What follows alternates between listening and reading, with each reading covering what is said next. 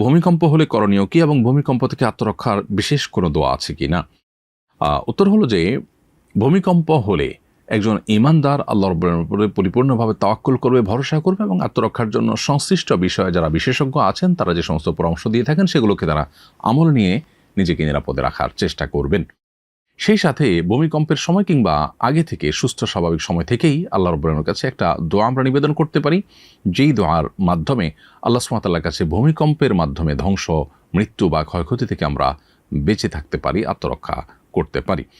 দোয়াটি নবী সাল্লাল্লাহু আলাইহি ওয়াসাল্লাম পাঠ করতেন, সেটি হলো আল্লাহুম্মা ইন্নী আউযু বিকা মিনাত তারাদ্দি ওয়াল হাদাম ওয়াল গারাকি ওয়াল হারাক।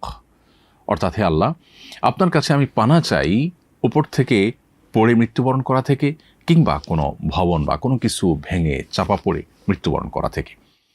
এখানে পরিষ্কারভাবে যে দোয়া করা হয়েছে তার মাধ্যমে ভূমিকম্পের মৃত্যু বা ভূমিকম্পে ক্ষতিগ্রস্ত হয়ে মৃত্যুবরণ করা থেকে বাঁচার সুস্পষ্ট দোয়া আল্লাহর কাছে রয়েছে। অতএব এটিকে আমরা নিবেদন করতে পারি এবং স্বাভাবিক অবস্থাতে এটি আমরা বারবার করে আল্লাহ তাআলার কাছে পড়তে থাকতে পারি। পরিবারের সব সদস্যদেরকে আমরা শিখিয়ে দিতে পারি, আল্লাহুম্মা ইন্নী আউযু বিকা মিনাত তারাদ্দি ওয়াল হাদাম ওয়াল গারাকি ওয়াল হারাক। আল্লাহ, আপনার কাছে পানা চাই উপর থেকে পড়ে মৃত্যুবরণ করা, কোনো কিছু নিচে চাপা পড়ে মৃত্যুবরণ করা, এবং আগুনে পড়ে মৃত্যুবরণ করা, এবং পানিতে ডুবে মৃত্যুবরণ করা, এগুলো থেকেও পানা চাই। ওয়াল গারাক ওয়াল হারাক অর্থাৎ পানিতে ডুবে মারা যাওয়া কিংবা আগুনে পড়ে মারা যাওয়া থেকে পানা চাই।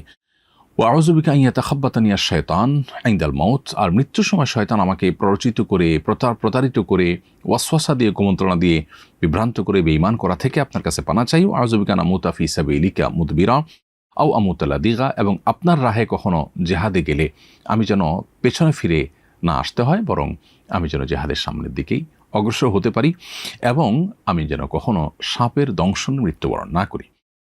এভাবে দোয়া নবী সাল্লাল্লাহু আলাইহি ওয়াসাল্লাম করেছেন। যদিও এই যে মৃত্যুগুলো, এই মৃত্যুগুলো কোনোটি কিন্তু খারাপ মৃত্যু নয়, শুধুমাত্র জেহাদের ময়দান থেকে পলায়ন করা এটি খারাপ এবং কবিরা গুনাহ। বাকি যে কোনো মৃত্যু কিন্তু একজন নেককার মৃত্যু হতে পারে। অতএব কেউ যদি সাপের দংশনে মারা যায় কিংবা কেউ যদি পানিতে ডুবে মারা যায়, তাহলে সেক্ষেত্রে সেগুলো খারাপ কোনো মৃত্যু নয়। শয়তানের ওয়াসওয়াসা দিয়ে কেউ যদি, ওয়াসওয়াসার কারণে কেউ ঈমান ছাড়া মারা গেলেন, সেটা খারাপ।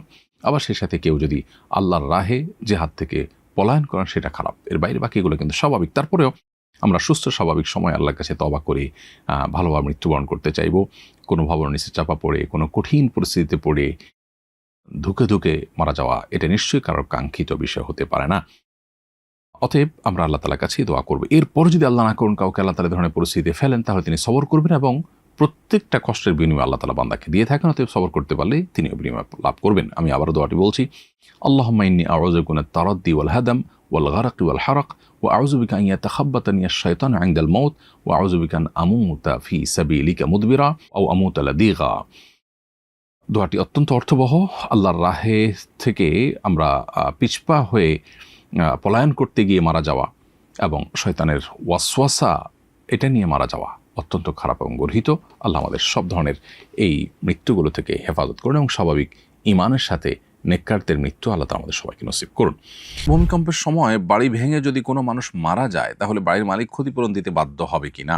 উত্তর হলো যে প্রথমত দেখতে হবে যে ভূমিকম্পে যে বাড়ি ক্ষতিগ্রস্ত হয়েছে সেখানে বাড়ি নির্মাণে কোনো ভায়োলেশন হয়েছে কিনা, সেখানে বড় ধরনের ত্রুটি ছিল কিনা।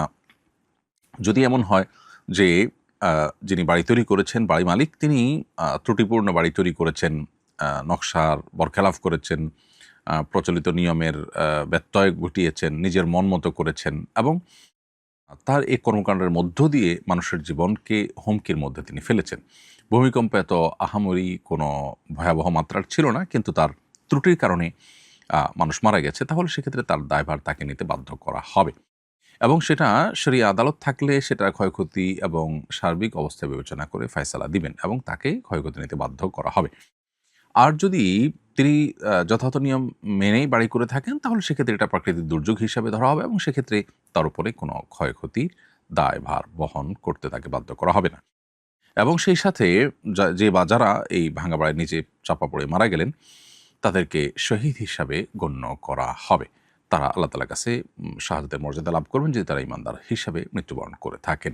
একজন সোশ্যাল মিডিয়ায় লিখেছে, ভূমিকম্প হলে পুরুষরা দৌড় দেয় আর নারীরা নিজের ওড়না খোঁজে।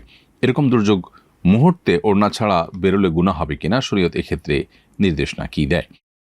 প্রথম কথা হলো যে বা যারা সোশ্যাল মিডিয়াতে এই ধরনের কথা লিখছেন যে ভূমিকম্প হলে পুরুষরা দৌড় দেয় আর নারীরা ওড়না খোঁজে, এখানে নারীদের ওড়নার কারণে তারা কিছুটা পিছিয়ে আছে এরকম একটি ধারণা হয়তো তারা দেওয়ার চেষ্টা করছেন জ্ঞাতসারে কিংবা নিজের অজান্তে। আমি বিনয়ের সাথে তাদেরকে প্রশ্ন রাখতে চাই, কোনো পুরুষ যদি ভূমিকম্প যে মুহূর্তে আঁচ করেছেন, টের পেয়েছেন, ওই সময় তিনি যদি হাফ প্যান্ট পরা থাকেন কিংবা শুধুমাত্র আন্ডারওয়্যার পরা থাকেন, তিনি কি লুঙ্গি বা প্যান্ট কিছু একটা পরে তারপর দৌড় দিতে চাইবেন না? সেক্ষেত্রে তার এই যে একটা লুঙ্গি বা প্যান্ট কিছু একটা পরে অন্তত তাকে দৌড় দিতে হচ্ছে, এটাকে তিনি কি আসামের কাঠগড়া দাঁড় করাবেন? এটা খুবই কমন একটি ব্যাপার। আল্লাহ রাব্বুল আলামিন নারী এবং পুরুষকে সৃষ্টি করেছেন, প্রত্যেকের শরীরের কাঠামো আলাদা আলাদা বৈশিষ্ট্য দিয়ে সৃষ্টি করেছেন। অতএব একজন নারী তিনি তার লাজুকতা থেকে, তিনি তার সম্ভ্রম রক্ষার খাতিরে তিনি ওড়না খুঁজে তারপরে তিনি আত্মরক্ষার চেষ্টা করবেন, সেটা খুবই স্বাভাবিক। অতএব এইটাকে নিয়ে যারা ট্রল করছেন অথবা নিজের অজান্তে যারা এটাকে নিয়ে হয়তো নেগেটিভ মন্তব্য করছেন, সে মানুষদের কাছে আমাদের বিনীত প্রশ্ন যে তারা এর মাধ্যমে আল্লাহর একটা বিধানের বিরুদ্ধে নিজের অজান্তে হয়তো দাঁড়াচ্ছেন এবং সেই সাথে একটা অযৌক্তিক অবস্থানে তারা দাঁড়াচ্ছেন, কারণ একই কথা তো পুরুষের বেলায়ও প্রযোজ্য হতে পারে। আর পাশাপাশি আরেকটি গুরুত্বপূর্ণ বিষয় হলো, ভূমিকম্প হলে বিশেষজ্ঞরা বলছেন দৌড় দেয়া নয়। অতএব ভূমিকম্প হলে দৌড় দিয়ে পলানোর চেষ্টা করা, এটা বেশিরভাগ ক্ষেত্রেই বিপদের কারণ হয়ে থাকে। অতএব এই অযৌক্তিক একটি কাজের ক্ষেত্রে আবার ওড়নাকে দোষারোপ করা অথবা নারীকে নিয়ে ট্রল করা, মেয়েদের সীমাবদ্ধতার বিষয়কে নিয়ে হাসাহাসির পাত্রে পরিণত করা, এটা মোটেই উচিত কোনো কাজ নয়। এটা দায়িত্বশীল মানুষের মন্তব্যের মধ্যে পড়ে বলে আমি মনে করি না। আস-সুন্নাহ ফাউন্ডেশন, উম্মার স্বার্থে সুন্নাহর সাথে।